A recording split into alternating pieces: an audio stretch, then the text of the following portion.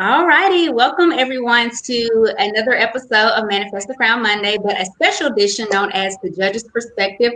I first want to apologize for being tardy. My power went out and it knocked my Wi-Fi, so things happen, but we're going to get started shortly, but I'm going to wait for a few seconds to see if I can build this audience. So once you come in the room, just say hello and thank you for watching. Thank you for having me. I appreciate you having me on your show today. Awesome. Thank you for accepting the invitation. I appreciate it. Of course.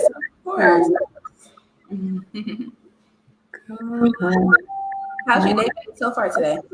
It's been good. Did some resting and worked on some things for business and other endeavors that I'm doing. So yeah, it was a good day. Very productive. I'm about to say, yeah, it sounded like it was productive. Yeah. Yeah, I had my little, I'm very type-based. I had my little list of like, okay, I'm going to do this from 9 to 10. I'll do this from 10 to 11. So like when I scratch things off my list, I feel like, yay, I've accomplished something today. Oh no, it just gives me a high. It's like small awards are what really matters, you know? Yeah, absolutely. You would think. Absolutely. So are you sipping on something too? Yes, I'm sipping on actually ginger ale tonight. Is that what that is? That's ginger ale, yes.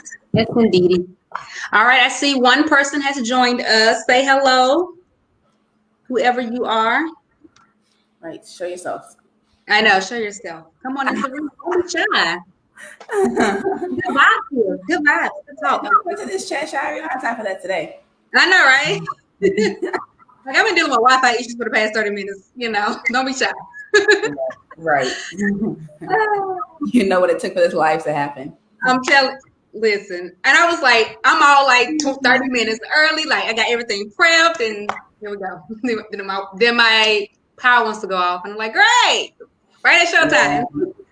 You can never rely on technology for anything. Absolutely not at all.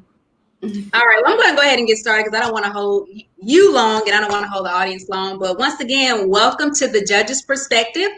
For those of you who are new to Manifest the Crown Monday, hello, my name is Krystle Salisbury, and I am the owner and founder of Crystal Clear Pageantry. Crystal Clear Pageantry is a web-based platform that is designed to coach and educate women and girls on how to have a winning mindset, make a good presentation, and develop self-confidence. For more information about what I do as a coach, go to www.crystalclearpageantry.com. And of course, I briefly mentioned Manifest the Crown Monday. It is a weekly segment that I do every single Monday on things of a topic related to the pageantry industry. But every fourth Monday, I do what is called the Judge's Perspective. And what the Judge's Perspective is, it is a conversation with a judge from any judge from across the nation to get insight on what actually a judge looks for when selecting a title holder. And of course, all judges are different. We're not the same. We look for different things, but I wanted to present this platform to give title holders, give contestants an opportunity to learn what judges actually look for when selecting a title holder. So I want to introduce our lovely guest for this evening, Miss Brett Brooks. Brett Brooks is the owner and founder of Pageants and Prosecco.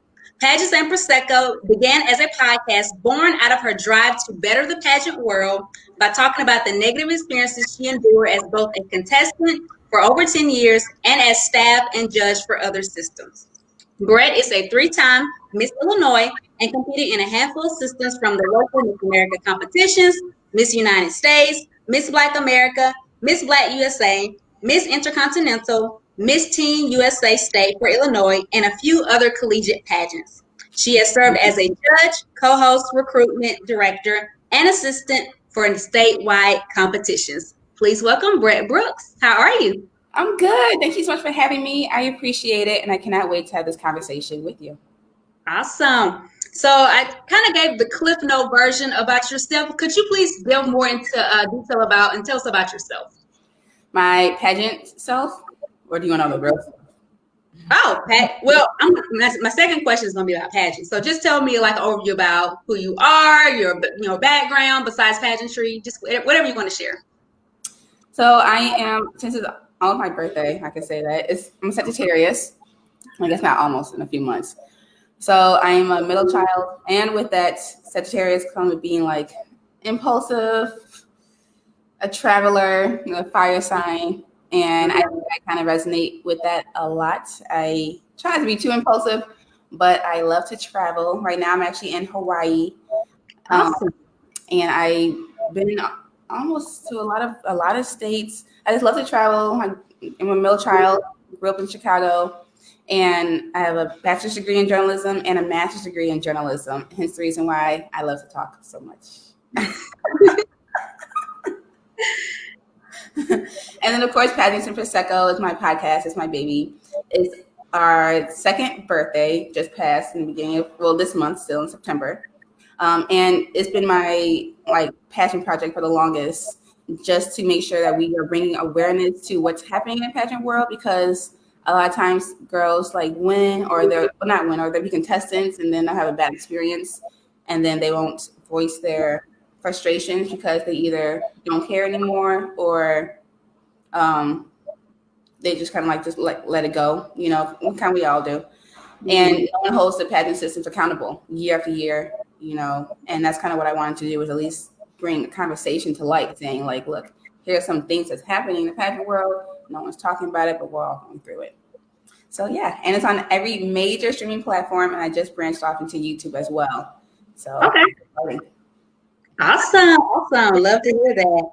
So how did you get involved in pageantry? What was the initial interest in the industry?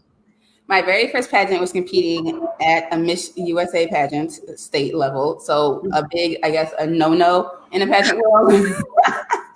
I know what you mean. Ooh, you brave, girl. It was 2009. It was my last year to compete as a teen.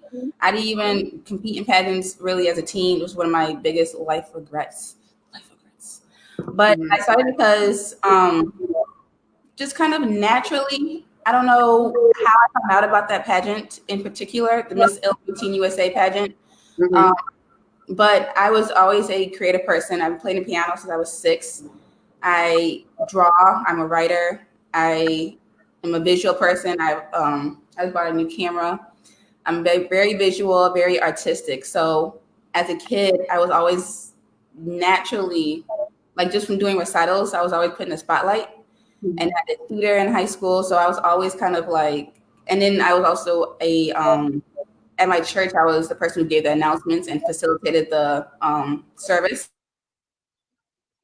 instead of a host for the Sunday service, And so I was always on a stage presenting my talent to the world. And I don't know when I found out about pageantry necessarily, but that was my first one, was in 2009. It's been a decade since of taking some huge losses, but I'm on the other side now. Almost on the other side. Awesome. So that's amazing to really just kind of the things that I've, talked about earlier, how you're a 3-time Miss Illinois, how you started in 2009, which is still a massive pageant career, even in the past over 10 years. So my next question is, I talked about you being a judge, co-host, recruitment director. So let's talk about the judging aspect. So how many pageants have you actually judged? How long have you been judging? And give me some of the systems you have judged before. So I'm still considered I guess a novice judge. I'm a contestant. I was contestant first. That's how I started in the industry. I would say I've judged probably I've been actually judged quite a few. So I would say 2 a year, last 3 years, probably 4, 5, 6, 7 pageants. A lot of our Illinois based. Yeah, I'll probably say less than 10, but more than 5. Okay. I know it's not a good number. Yeah, you're fine. And what systems? So I judged the collegiate systems that I competed in, which was Miss Black Eastern Illinois University, the college I went to. I was able to judge for that. I worked with judges. I worked with the judges more than I've actually judged. So I was a judges coordinator for a few systems, for Miss Too Cute, which is a little kids pageant.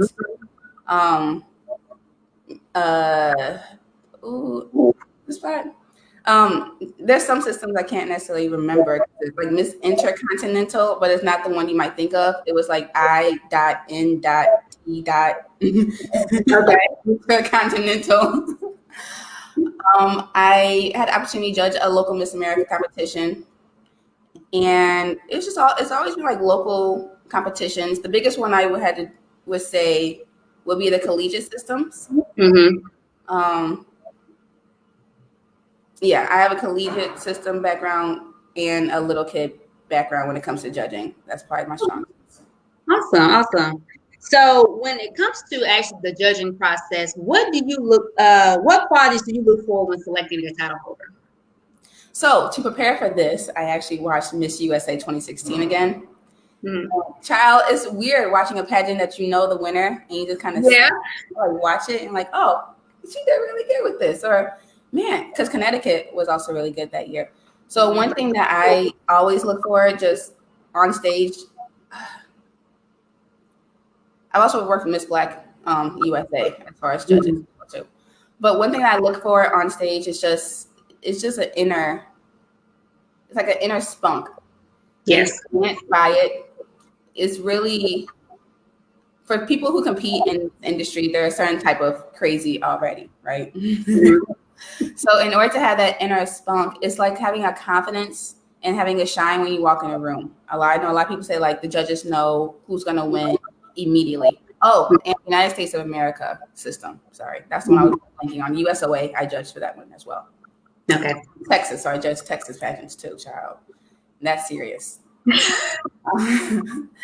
I also look for someone who's well-spoken. As a contestant, being a judge, a contestant-based judge, I do look for like little technical things. You know, did they complete this turn on stage? Does this dress fit? Does the whole outfit fit? Is it tailored? Did they hold their poses at the end, or were they like fidgeting, hitting 2 and 3 poses, unsure of what to hit? I guess it's all just like it's an inner confidence that you have to be really prepared for, and then it comes across naturally once you know what you're doing and you're happy to be there. It just comes across naturally. But I do look for a lot of technical logistic things too. But it's not heavy on my scoring. It's just more so because the one pageant I judged, it was a teen pageant. Well, the teen who won was our first pageant, and it was like multiple title holders who were crowned. But the teen who won, she didn't do anything technically pageant perfect, but she had a lot of personality on stage. So we couldn't help but crown her because she was just so. She has just so much energy and like this certain spunk that we were just naturally drawn to her and just attracted to her. Just being on stage, it's like a performance. Absolutely. So title holders, if you're watching, contestants, personality is key when it comes to competing in pageants. And just like Brett just mentioned, she looks for someone who has that personality, who has a confidence. So I hope you all are taking notes. That it's important. Of course, you want to have the technique. That's important, but we want to see your personality as well, which is key. So I see Tiara Wani said hello. Hello, Tiara. Thank you for watching. Hi. So my next question is, we talked about a little bit on stage. So let's move on to the interview. Okay. What are some do's and don'ts that contestants need to keep in mind when they're in the interview? So one thing that I am notorious for when I do judge, that I've been called out for a lot, I do it on purpose, is I'm the judge that does this in the room. I've had that judge before. And I'm telling you, I have mastered, because I have a little acting back. I can master this. Or I'll just do like this. I might know like what you're talking about, but just my face, I'll just be like, what? The whole interview, like on purpose, to see if people falter or if they catch an attitude. When I did at Miss Black EIU, I was helping the girls like backstage afterwards too. So I told them like, look, I was just testing you guys out. I was just trying to see, if anyone to I really did keep a straight face. It was so hard. And their interview is panel, so I'll let all the other judges just talk, and I'll just sit and stare. So one thing that I am testing for that, I guess I kind of am like a very intimidating judge. I actually had an episode about this, one of my first episodes. But I also ask hard questions to see how people are going to react. So I'm kind of the that kind of baits you to see if you're going to catch the baits. Like I might harp on one thing with you to have like an internal debate on one of your platform pieces. Like one thing I remember for sure was in Texas, I interviewed a Mrs. Contestant. She ended up winning, and she was a police officer at the local school district. And so I asked her, and you know, how do you plan on, because there's like an elementary school resource officer, and like, you know, how do you make your kids feel safe seeing an officer here? How do you connect to the black students that you do? And a lot of the interview, she might have felt like I only focused on that. I just kind of wanted to see how she reacts. You know, as a title holder, you're going to get asked a lot of questions in your thing. All the other judges can care about your favorite color and what you got going on, what your favorite book is. But I want to have a conversation with you to see how short-tempered are you, or if you aren't, you know, or how, and I'm a journalist as well, so I can ask really deep questions quickly. And I think I kind of mastered that and kind of mastered the art of listening. So I think people are thrown off a lot of times with my questions because I'll be like, okay, red or blue. And they'll be like, what do I got to do with me being a swimmer? I'm like, blue, just pick one. They're like, I don't know, blue. And it's just like, okay, and I'll just move on. And I'm just like, you knew. If I said red or blue, you would just pick red or blue. I didn't say Democrat, Republican, you know, just what came to your mind, you know. And if you have to think too much about easy questions, I know you're trying too hard, and that kind of turns me off. So I'm kind of like a real a-hole type of judge, I guess you could say. But I'm just filtering out because I know when I work with other people who aren't pageant judges, they're going to ask those softball level questions, and I don't do that. And that's understandable because when I competed in Miss Black Alabama USA several years ago, I had a judge like that. But listen, he came with it. I was like, I'm good. What you got? So you have to have that level of confidence because you're going to have a judge that's like that. And I don't think a lot of times they're doing it to be mean. They're just trying to see where you are mentally, right? And because you have to be prepared, because when it comes to being a title holder, you're going to have to speak in front of people. You're going to have to be media ready. You're going to be able to think on your feet. So that prepares you, and there's nothing really wrong with that. But I do remember that happening to me. I'm like, dang, does he not like me? I was thinking back in my head, no, I got this. Let me ask these questions. And a lot of times they do. It's not like it's anything that's going to be completely thrown off. I just honestly just want to know your opinion. You know, there's no right or wrong answer. The wrong thing to do is to give me something that I'm looking for. You know, sure. Like or to give a pageant patty answer. That's why. The pageant patties. Yes. I know exactly what you mean. Okay, so we talked about interview and how, you know, it's important to be able to think on your feet. It's important to really, you know, answer the questions regardless if we ask you red or blue, pink or green, you know, what have you. So my next question would be, we talked about do's and don'ts in the interview. What are some do's and don'ts that contestants need to keep in mind when they're on stage, whether that's evening gown, on stage, swimwear, talent, anytime they're on stage? I would say don't drop your smile. That's my biggest thing. Watching Miss USA 2016, that was one thing I remembered feeling when Deshauna was answering her question, was that she wasn't smiling. And, you know, being a girl, we never want to hear her smile more, but this is a pageant. And it's just like the way she answered her question. She ended really strong. Obviously, we know she won. It was a good, but I could tell she was thinking through her question. And so her thinking face wasn't a smiling face, you know? And so I would say a lot of times, one thing that I noticed is that you can see fear or uncertainty in your face. So I would say don't drop your smile and really try to play with it. Like I know I'm not a dancer, but I do know dancers do faces during their performances. So you can't have something plastered on, but have like a natural connection with the judges through a facial, through nonverbal communication. A lot of times that's in your face. And if I see that you happy, having fun, no, I'm not going to look at all the logistics of your gown. Once my eyes leave from your face and look at everything else, then you kind of like lost me. So keep don't drop your smile. For one, have high energy. One thing that, like, I guess as a contestant and a judge, that I always warn people about is never watch anyone else's performances. Like, do what you gotta do and walk off stage and keep going to the dressing room. Like, do not watch any performances on stage because that's gonna throw you off your game. True. So I would say keep your energy really high. Act like this is a one woman or man show, and everybody else here is just filling up space until you get back on stage. And that level of confidence kind of shows. I would also say, as far as like a don't on stage, don't. I also taught speech as well. Don't apologize.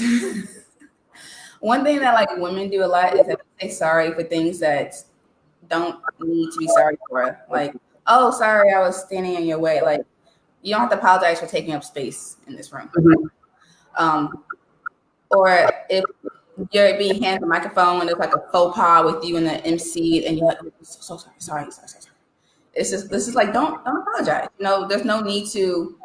You didn't hurt me personally as a person, so you don't need to apologize right now on stage. Just be confident in whatever you have going on, and if there's any kind of mistakes, don't show it, and don't apologize. That's one thing I can't not stand is when people apologize for something simple, like, and a lot of times it's just nerves, right? You're just nervous, you don't know what to do, but just keep it pushing. Honestly, on stage, that's my biggest thing, is just keep it pushing. And judges don't know the routine. I don't know, a lot of judges, I'm not musically trained, so I don't know if your endpoint was endpointed enough, you know what I'm saying? I didn't know if you gave a good performance. So I don't know if you were supposed to turn here or not. So if you don't do your routine like you practice, freestyle. Like, we don't know your routine. We don't know what you were supposed to say. We don't know what you wanted to say. Just say and do, and just kind of just be at peace, and just know that, like, really it's all beforehand. If you practice enough beforehand, once you get on stage, it should be easy. But you just have to just really get rid of those nerves, in my opinion. And just don't apologize, and don't drop your smile. Awesome. Great tips. Hope you ladies are paying attention to keep that smile going, and don't over apologize, or just apologize for things you don't need to. So those are some tips that we want to share with you. So my next question is, we're kind of wrapping up, is what is one piece of advice that you would give to contestants? Like, any piece of advice that you would give to them? I would definitely say to compete again. Okay. Good. Keep going. I have a decade of experience. Okay. I have a decade of competing, but I'm only a 3-time Miss Illinois. More L's taken than wins, you know what I'm saying? And so those are appointed titles, you know, and I'm just gonna throw that out there. So you have to, like, go back, and you get better. Like, you really do get better. You have to hire a coach. I guess that's 2 advice. I would say compete again, and then hire a coach. Okay. And I don't know which order to do it in. Hire a coach, and then compete. If you lost, compete again, hire a coach. Because they're gonna be the person who's gonna find all that little things to you. My game changed instantly when I hired a coach. And there's nothing that you can do. There's not enough video I can record of myself. You know, I'm biased because it's me. So you need a nice, neutral third party that's going to help you critique critique your walk, critique your moves. You know that your gown is ugly. Style, like, frankly, like, that's the biggest thing, is that a lot of times people just don't have that help. And that help, little things make you lose the crown, you know, just like little things that had you known ahead of time, you could have adjusted and fixed, you know, or just, I would say hire a coach is my biggest one, and to compete again if you lose, because it gets better and gets easier. Especially for me, one thing that I regret is that I competed like on a yearly basis. So it would take me a full year to bounce back and compete again. I wish I would have just kept going back and back, like back back to back. Because being in Illinois, like the Miss America organization, there's like 30 locals. Mm-hmm. They have that base amount, and you can compete at any local, pay a base amount. I would have done that so that way I can get the nerves out. Like probably doing one pageant, one weekend will be like getting the nerves out, and then the other one is like crystal clear, you know. So I think having those breaks really hurt me. That's why I say like keep going and to keep trying, keep walking, keep practicing because it's gonna happen. It's just a matter of just really just timing, you know, just really just. Absolutely, and it's important. It's important to get the opinion of others because at the end of the day, whether we have 5 years experience, 10 or 20, we really don't know everything. Because I'm gonna be honest, I've been competing for a while and I've coached, but I still hire coaches for myself. Like I just actually had a virtual coaching session last week because I don't particularly like my evening gown walk, so I hire coaches specifically for that because I want to make sure that walk is on point and it looks elegant, it looks fierce. So coaches will change the game for you. So ladies, please hire a coach. You know, there are so many coaches out there. There are coaches that are within your budget because I know a lot of times people think, well, coaching is so expensive, but there are coaches out there that are willing to work with you that are affordable. So please keep that in mind. Because if you want to take your pageant career to the next level, you need to have someone that is in your corner that's going to tell you the things you don't want to hear. And, Right. and it's not because they're being mean, it's because they want you to be your very best on and off the stage. They're just being honest. That's right. That's what you're paying them for anyway. And as far as like getting opinions, make sure the opinions are neutral people. You know what I'm saying? Because there's some opinions that I don't need to hear. Absolutely. It just don't look good on me. Let me know. You know what I'm saying? Like I'm someone that's gonna be like, oh yeah, that's what you like, girl. No, like I'm trying to win. You know what I'm saying? Like help me. You know what I'm saying? So you do need that coach. And I worked with quite a few coaches, some big names in the industry. My director was actually a coach as well for Earth USA, and so going to Earth USA. So like every single time I had a coach, I improved in some way. I've had like a personal fitness coach. I had an interview coach. I had a walking coach, and I had a pianist instructor, which I guess is a talent coach in a sense. So I've worked with coaches of all different types, and I've learned so much how to answer questions, just how to talk, how I'm standing. There's a lot of things that you're not aware of that they bring issues, like, you know, not issues too, but light to. So my biggest advice would be to hire a coach. And it's just, if anything, just hire an interview coach. There's some people who do single sessions for like $45 an hour, up to, I know, like $125 an hour. You have that one-on-one individualized mock interview. You do mock interviews. Also, I do want to say as a tip is to run through your pageant at your house, or I was doing it at the gym. As crazy and silly as it looks, as many views you like the racquetball courts, but walk in the shoes you plan on walking in that day, whether it's swimsuit and evening gown. I don't switch my shoes out for those competitions phases, but if you do, walk in those shoes numerous times. Like your shoes should be worn out on stage ultimately, like so broken in. Wear your evening gown, practice walking in your evening gown, practice your turns and your moves, your swimsuit.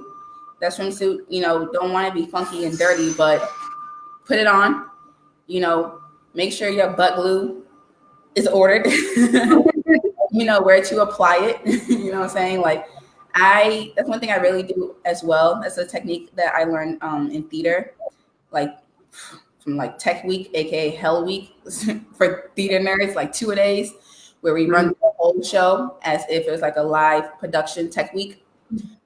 It's for any mistakes. So that way when you actually do it, you're perfect. So I was walking in my evening gown in the house, turning how I plan on turning, posing how I plan on turning, putting pictures up so that way I remember to look up at the audience and not down at the audience. Little things you gotta like rehearse and practice.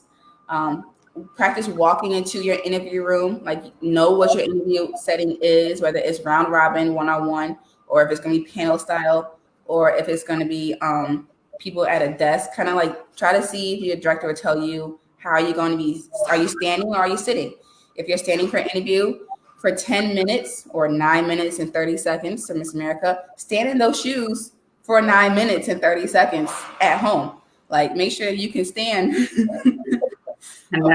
long as your interview, or sit as long as your interview. Practice standing up and sitting down in a chair. If you guys sit down in a chair for interview, you want to practice sitting down. How does my outfit now look sitting down? You know, does my shirt scrunch up? You know, this shirt I fake made into off the shoulder, but if it goes up, that ruins my outfit. You know, like there's little things I need to know. Am I wearing a sash? How's my sash going to look in this outfit sitting down? I plan on standing up. Am I wearing a dress?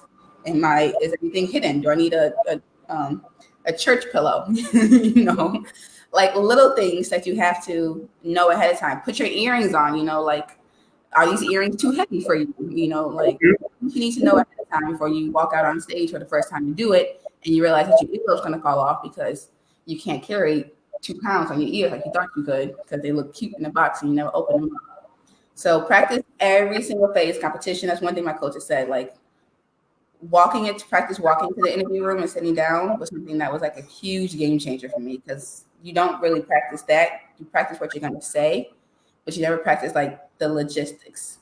And there was an interview where I did Illinois Earth, where I did have to stand panel style. And it was very, very awkward. Like, I was so close to them and they were like waist level at that point because we were like really so close, and I'm in my heels and I had to like shift my weight a little bit. My feet were kind of hurting and whatnot. So, but I practiced that because I asked my director, how is this interview going to look? You know, like, help me. And so ask your director too questions. You know, there might be like an inside tip. You might know more than a contestant who didn't ask those questions, but I would definitely ask your director whatever you can, see what they're looking for, and see their mindset of probably what they're telling the judges, or what kind of title they're looking for. But I would just ask the director a lot of questions about the logistics of how the pageant is going to run. Don't be a bug. If they just have the venue announced, obviously don't have everything else announced, but practice everything. The swimsuit walk, turning. Gigi was my coach for Illinois Earth. She had me do this new turn. Child, I had a walk. I was doing, it's like a walk, cut the left foot. It's like a turnaround in a circle. Mm-hmm. She had me like as if like do like sets, like walking down like 100 foot. And I had to turn, keep going straight, turn. Like, I had to practice this walk and this turn 600 times as if I was like, in boot camp. Mm-hmm. But when I got on stage, that turn was shoo, shoo, shoo. So yeah, I'll just practice everything. Just practice everything. Absolutely. Yeah, that's some good. Those are some good tips. Practice everything. Hire a coach. All those things are very important. Thank you so much for sharing that. So I always ask judges this question because this is actually, I wouldn't say this is my favorite question, but I like to get people's insight on this. As judges, sometimes, our opinion may ruffle some feathers, especially family members. And I've had the instance where family members have come for me because they did not like my scoring. So my next question is, what is one piece of advice that you would give to contestant family members? Because at the end of the day, there's only one crown. So what is some advice you would give to those family members, the moms, the dads, the brothers, sisters, cousins, what have you? Who are like anti-pageants because like you lost? Well, not necessarily anti-pageants, but they think that that their, I guess, daughter or cousin should have won, and how dare you score them a 7 when they should have been a 10, that type of, how do you just help them to understand that there's only one winner, everybody can win, and this person that did win, they just had the it factor, so to speak. One thing that people say is like different set of judges, different night, different winner. Mm-hmm. And a lot of times you got to realize that your family member's concern is out of love. They don't want to see you hurt. I'm a pageant dad, and I am emotional. Okay, I will admit it. I cry. Mm. Every time I lost, I cry, and it hurts. And they don't want to see that because they're paying to come to the show, and of course they're biased because they love you and whatever. But I would mainly just let them know, like, it's just life. There's only one winner at every sport, but and for the contestants to know that it's genuinely out of love. But I would just tell them, honestly, the last thing I need right now is someone to console me. That's one thing I really, really did not want to hear. Is like, oh, you did so good, you should have won, from family. Now, if a stranger said that to me after the pageant, then I'm like, okay, a little confirmation. This person didn't know me, thought I did good. Confirmation like that. But family, me personally, I don't want to talk. I don't want to hear your sympathies. It's like, what's next? It's like the mob mentality. Okay, what system is next? So I would tell my family members, like, don't bring it up. So it's like 3 days from now or something. But honestly, I would just, just realize. I would just tell them to realize that we know, like, there's nothing you can say that's gonna make the situation better. And unless you're trying to start a fight with the director, like, let's just walk away. Like I lost. It's life. And back next year and just win. But for me, I don't like to talk about it. So I tell my family members, like, look, let's just be silent in the car. Just don't talk to me, like. No, I'm upset, so don't bring it up.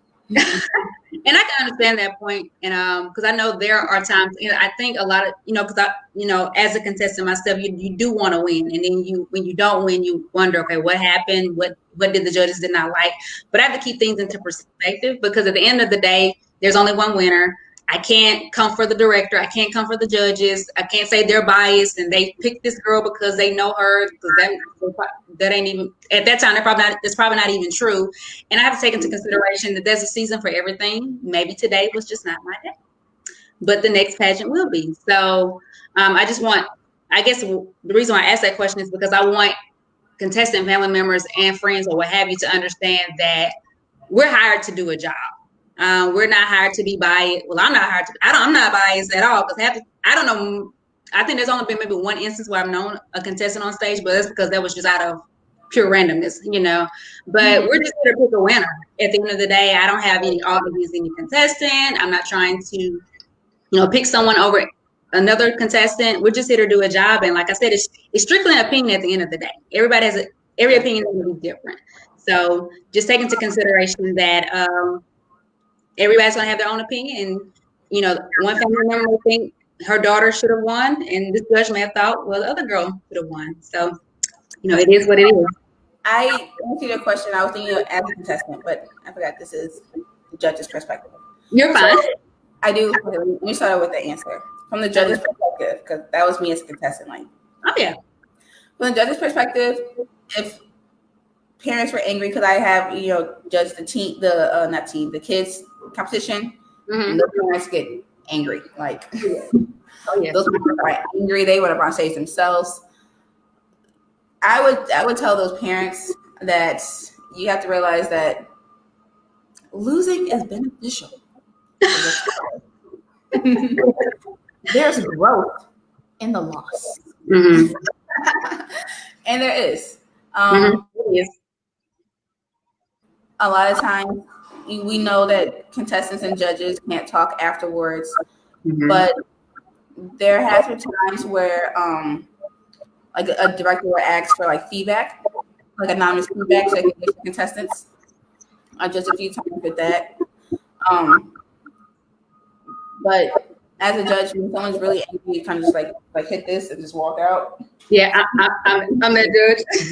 let me head to the car right quickly. Get escort out of this pageant, please. Like, let's escort us out of here. Yes, exactly. It's just really the angry people, and you just gotta tell them, like, there's growth in the loss. Like, there's growth in the loss. Honestly, that's just that on that. I mean, like, yeah, you didn't, your ROI didn't bounce back like you thought it might have, but trust me, like, winning is cool, but being like what's gonna build you as a person, as your character, is those losses. It's too easy. If you just win, life would be too easy. It's just too right. No one has to set out like that. You know what I'm saying? You have to take some kind of pain in this life, and that pain is gonna help you win later. So I will just let people know that, look, your kid just didn't do good today. Yeah. Little Susie didn't perform. Yeah. And that's the harsh truth, my old saying, it is what it is. It is what it is. But I've been that contestant where I didn't do my best job, and I understand, there have been several instances where I didn't win, and I understand why I didn't win, because I didn't bring my A game, and I can't be mad that they didn't select me. So I just think with contestants, they need to just take that constructive criticism and just improve upon it for the next time. Yeah, and try to ask too. Try to see if you can go to your director to see if judges can give feedback. Because you might not be able to talk to them one-on-one, but usually after the pageant is over, it's kind of like a neutral territory. Mm-hmm. And so I've been given permission to talk to people after the pageant is over about what they did, what their child did it wrong, or what I did or didn't do right. So try to see if you can have the opportunity to talk to a judge to see where their mind was. But just don't take it personally. Honestly, it's the best of, it's a mean score. So that person might have loved you and scored you all 10s, but, Sally over here didn't like you. So true. That's that on that. Yeah. At the end of the day, all of it is a learning experience, and we're here to learn and to grow and to be better contestants. So one day we can manifest that crown. Yeah. It'll happen. Just keep trying. It will. It do see. And timing I'm of the mindset, and this is just something I had to develop as I got older. Timing is everything.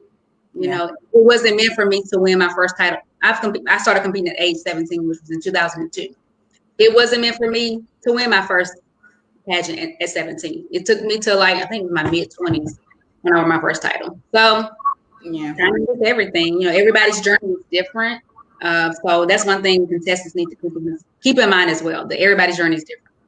Yeah. And you don't have a good story too. If you want on the first try, it's not fun. That's not a fun story to tell. Yeah. Absolutely. I will agree with you on that. And then don't you always see people who win early, and then leave? They kind of want to keep competing, but they don't because of the stigma. True. Like Olivia Culpo, I don't know if she wants to compete again, but she only competed 3 times in pageants. That's true. Teresa Scanlon, she was Miss America. She won very young, and she went back to compete in Miss World 8 years later. The first try isn't all that's knocked up to be, because you don't really have a full pageant experience, and then you don't know necessarily what you're doing, and then it's just you're out, and then you probably don't want to compete again. So yeah, it's not fun. You need to have those ups and downs. That's what's gonna keep your biography nice and thick when you're at that book. Absolutely. The journey very interesting. You have testimonies to share, because I have quite a few actually. Girl, who you telling? Quite a few. But before we wrap up, any last words you want with the audience? Not really. I think as a judge, one thing I want to tell directors is to make sure you have judges who are former contestants, so they know the grind of what it takes to be there, logistics of how to win on stage. Because one thing that does bug me, I'm not gonna lie, as a contestant, is seeing someone win when they didn't do something correct. I'll just be but she wore a black dress with holes in it. She said with holes in it.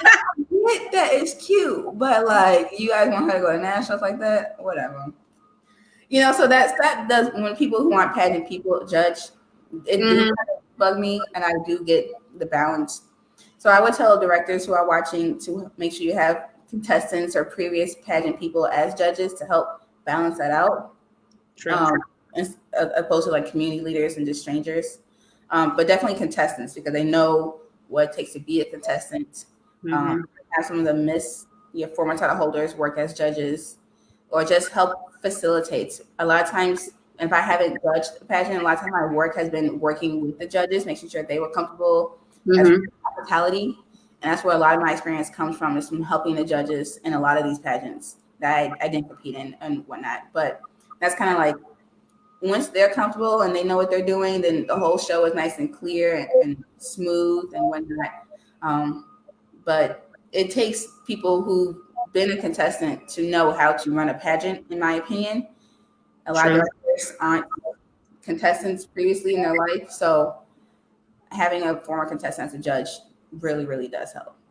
And then judges have conversations, not necessarily about contestants, just about like, some of them don't know, like, oh, you know, they might ask a question about a pageant question. I can't think of one, but I do remember one system a judge had something. Oh my God, let me tell you, can I tell you a story? Go ahead.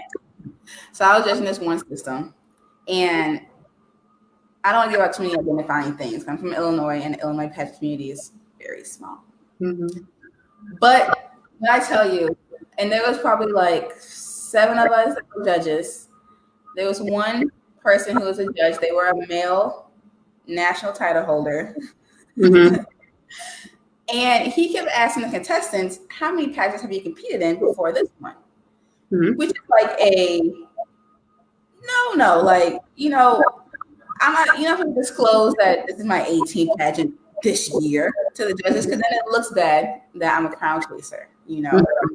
And so I had to, and he kept asking these people in the interview, because it was panel style,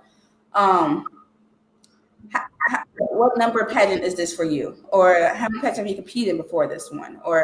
And I just kept asking because I didn't want to know the answer. You know, I didn't want that to influence my judgment at all. So I asked him, why you keep asking people these questions? Like, I don't think, you know, and I let him know, like, you know, this is kind of a taboo topic. You don't want to ask these questions because you may come off as like a crown chaser.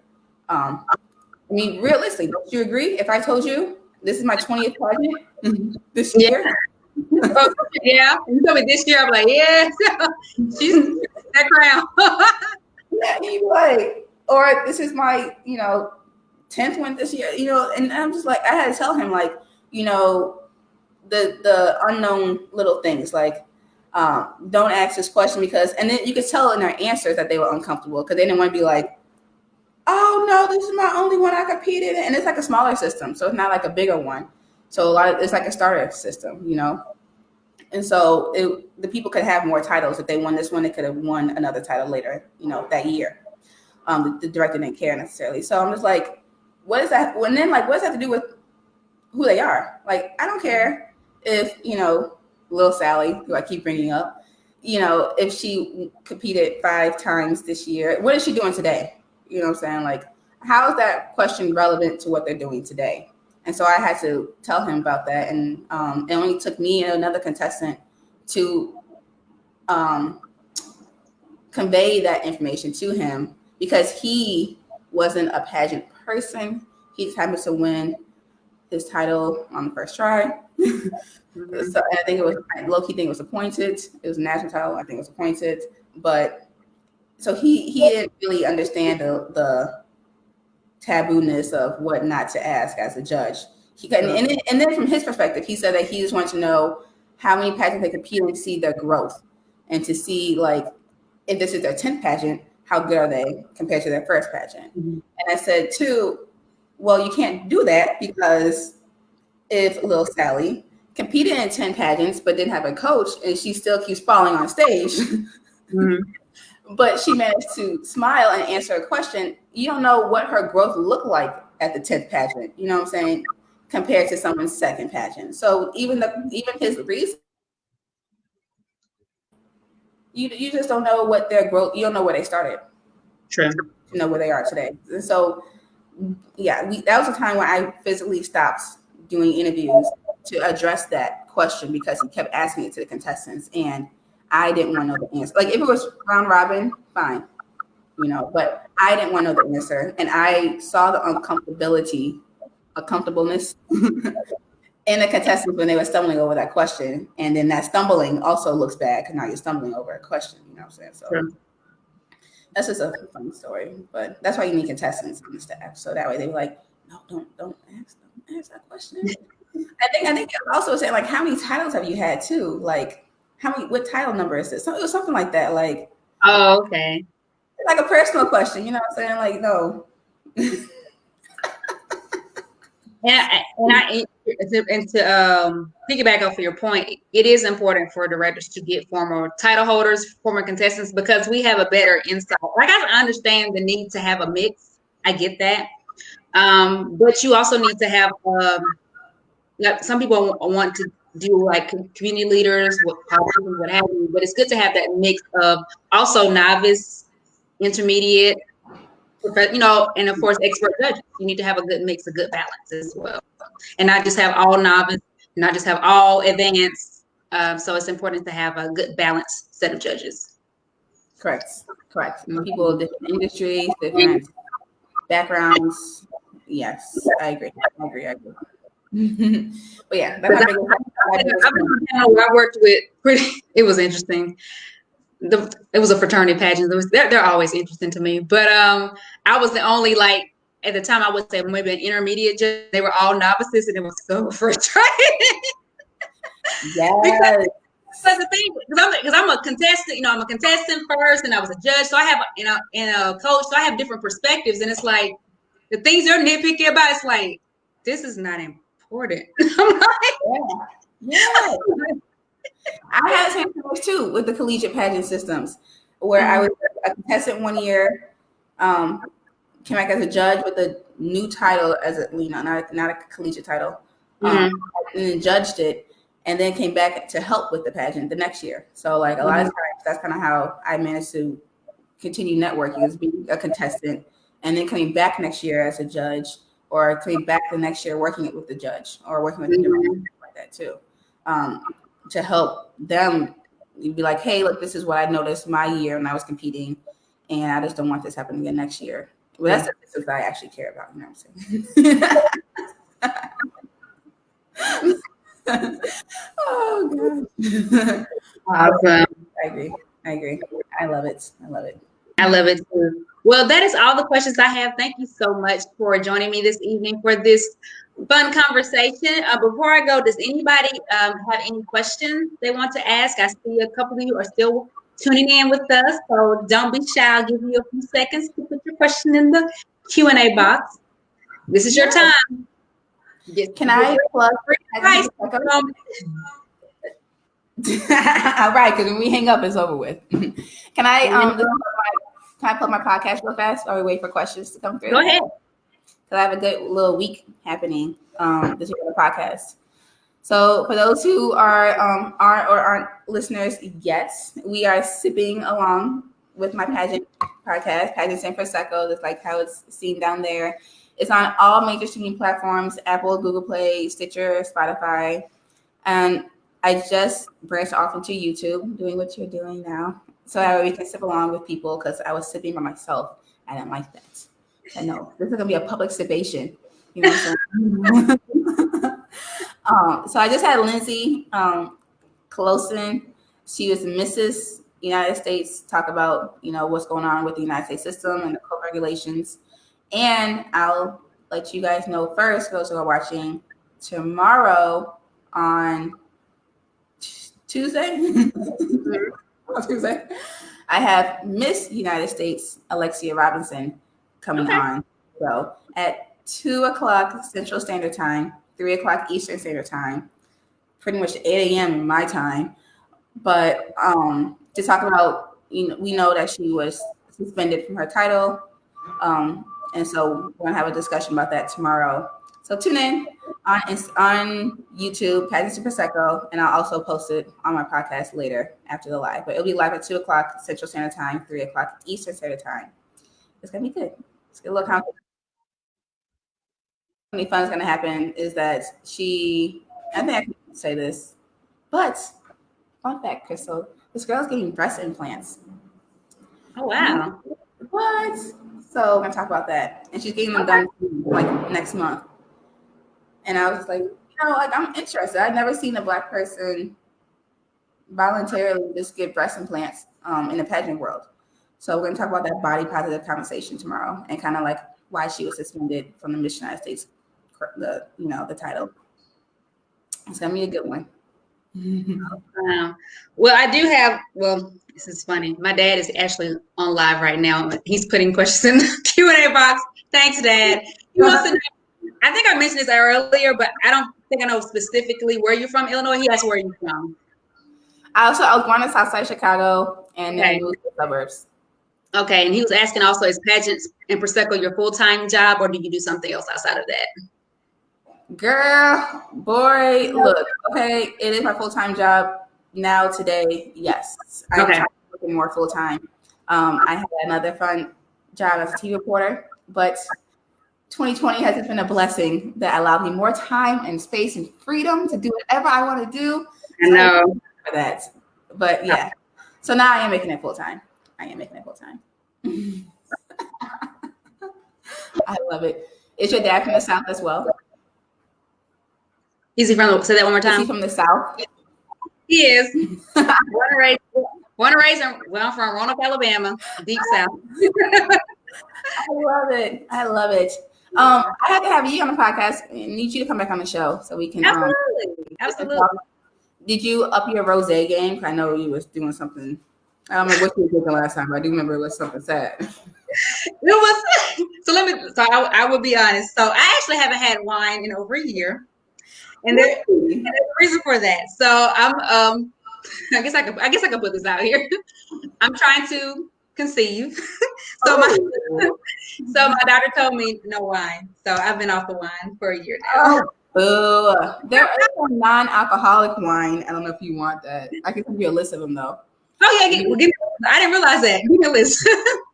I got you, girl. They have non-alcoholic wine. I love Moscato, and I miss it. Do you have you're in the South, so you have like Total Wine and spec liquor stores, right? Like spec wines, spec liquors, something like that. I know it's a Southern liquor store.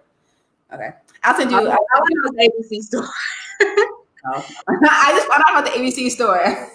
That's all I know about. And of course, if you go to Walmart, you can find wine there. That's about it.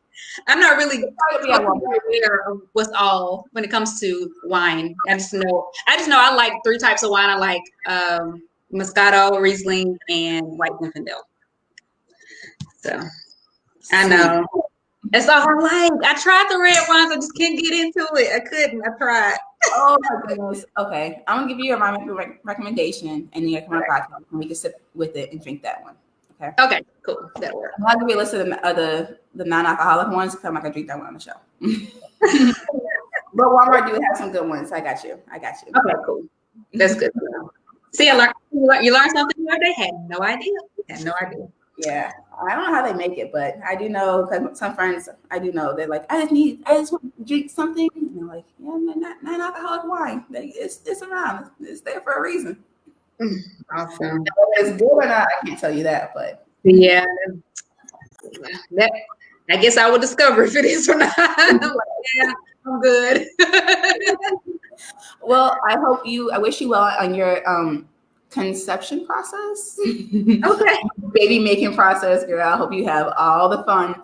Oh, sorry, your dad's on here. God gives you what you want in your time. Absolutely. Okay. Thank you so much. I do appreciate it. Well, I don't see any more questions. So thank you everyone for tuning in for the special edition of Manifest the Crown Monday, known as the Judge's Perspective. Thank you for your views and your participation, and we will see you next time. Have a good one. Bye. Thank you for having me. I appreciate you guys. Awesome.